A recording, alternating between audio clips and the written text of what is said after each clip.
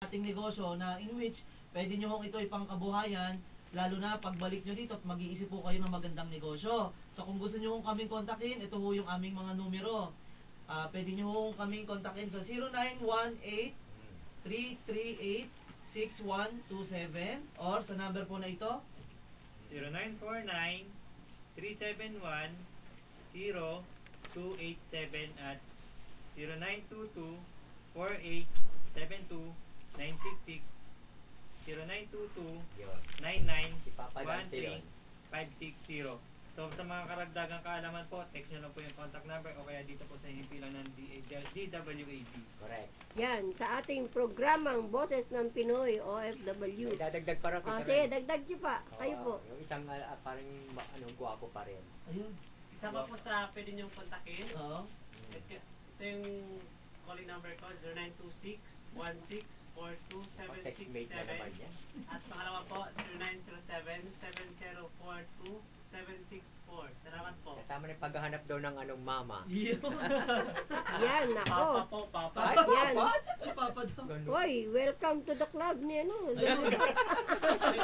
Tita Lolo pa, pwede Yan. daw po ba magpa-member? Oh, Ayun. Sige. pwede. Ayun. Yan, pwede daw, pwede. Yes. Ating mga mga text messages, ang dami-dami po ito. Hindi ko alam kung ano yung unahin ko yun.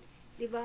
Tapos ito pong ating isang taga San Mateo, sabi po niya, Ma'am Remy, kung maaari daw po na tulungan nyo kami dahil yung aking pong asawa ay ayaw pong pauwiin, nandito po sa Saudi. Ang binigay po sa kanyang trabaho ay tractor driver. Hindi naman po siya tractor driver, kundi isa po siyang driver na sabi niya sa kontrata. Pero iniba po ang kontrata pagdating daw doon. Anong trabaho niya sabi doon? ko, demanda niyo yung ating, ano niya, tractor. Ay, anong trabaho niya ngayon? Eh, Masayista? gusto niyang tumakas. Akala Gusto ko. niyang Akala tumakas. ko masayista. Ano daw bang gagawin niya? Sabi ko nga, magpunta siya doon sa ating Imbada. Philippine Consulate Kaya nga. at doon humingi ng tulong. Ngayon, dito naman, siyempre, be-verify namin yung inyong agency pinasukan kung tama nga yung inyong ginagawa. At saka isa pa po, talagang ganyan po sa Saudi, pagka limbawa, ang inyong kontrata dito ay magiging iba pagdating nyo doon, di ba? Talagang yun na yan, yung tanggapin nyo na po na talagang iniiba nilang kontrata katapos yung mga sweldo, binababaan pa. Yan. Yan, sabi nga pala dito, kay Kabert, thank you nga pala Kabert, dun sa tulong na ginawa nyo sa akin. Ito po si Meng, yan po. Dahil binigyan siya ng referral para madala dun sa isang foundation. Yun nga pala pong isang foundation na namimigay ng mga wheelchairs ay makikita nyo po sa OFW Zone 13 at yahoo.com.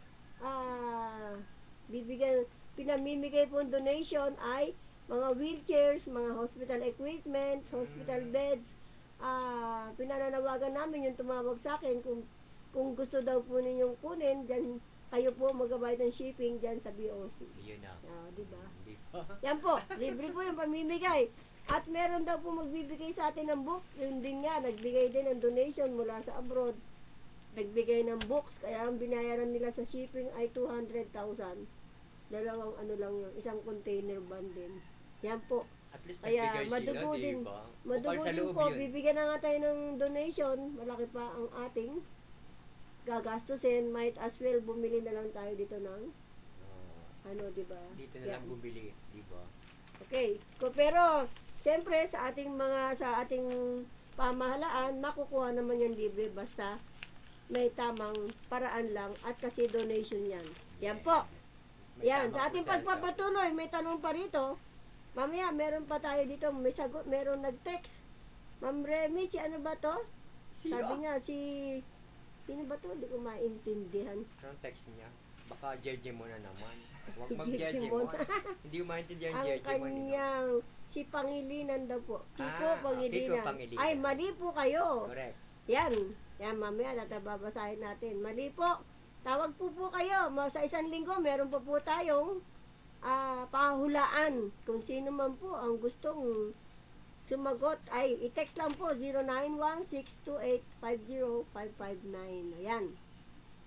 sabi dito sa isang ano natin, Ma'am Remy, yung turo po ninyo ay tumitimo sa aking puso, sabi niya. Wow, Pero bongga hindi naman. sinabi. Sino naman Hindi ang pangalan sinabi nun? ang pangalan. Number lang ang binigay sa akin. Oo nga. 0938 Nakahanga mo yan, Tita Ren. 09398855. Yan.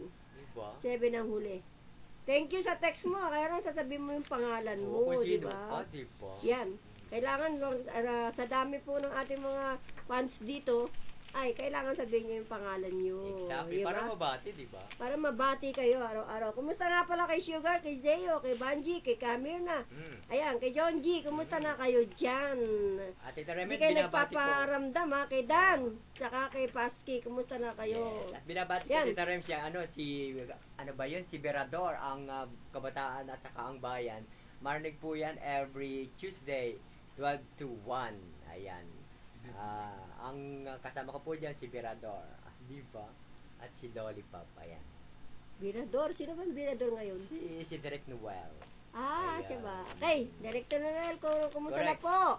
Ayan. Yan. Meron pa tayo dito ng isang text message.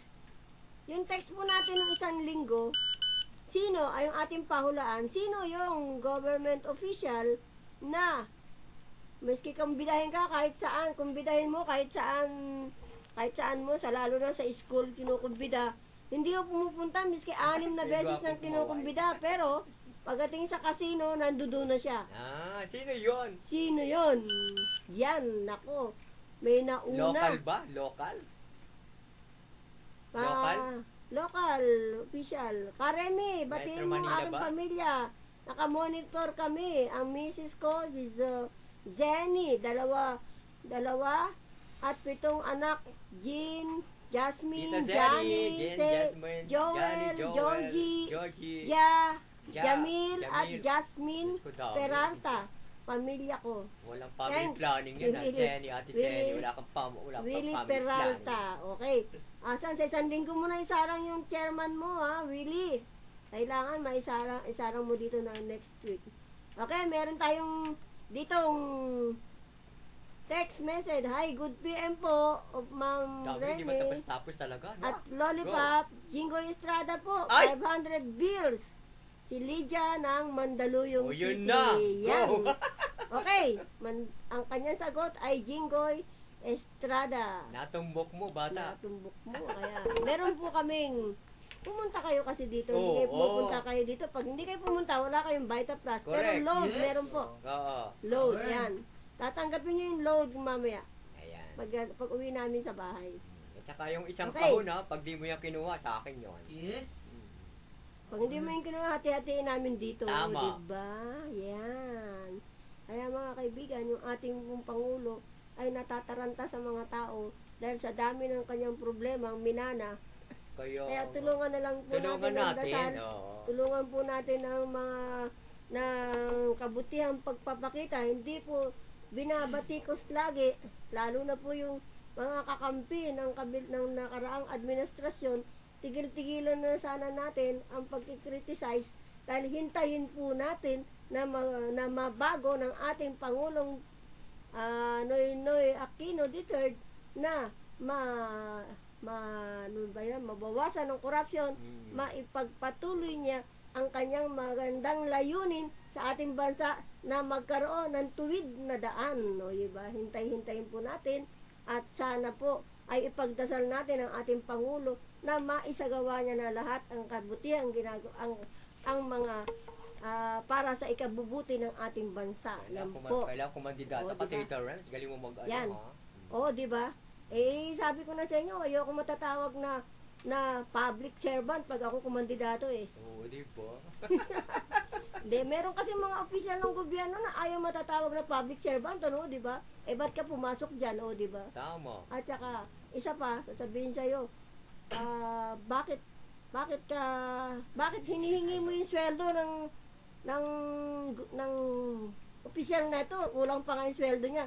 Hindi naman sweldo mo hinihingi namin eh, kundi yung binibigay ng isang ahensya na binibigyan sila ng 200,000 every month para sa kanyang mga constituents. Correct. Yan, ako baka uminit pa yung ulo ko. Pwede ba? Magpaalam na kayo isa-isa. Ayun. Paalam Lollipop muna ko kayo. na. Ikaw, paalam na muna kayo. Yes, so... Si Papa Reggie, yes, go! magandang hapon. So, actually, kung interested po sa Vita Plus, kontakin nyo lang po yung mga number po na ibinigay namin. At the same time, i-greet ko po ulit.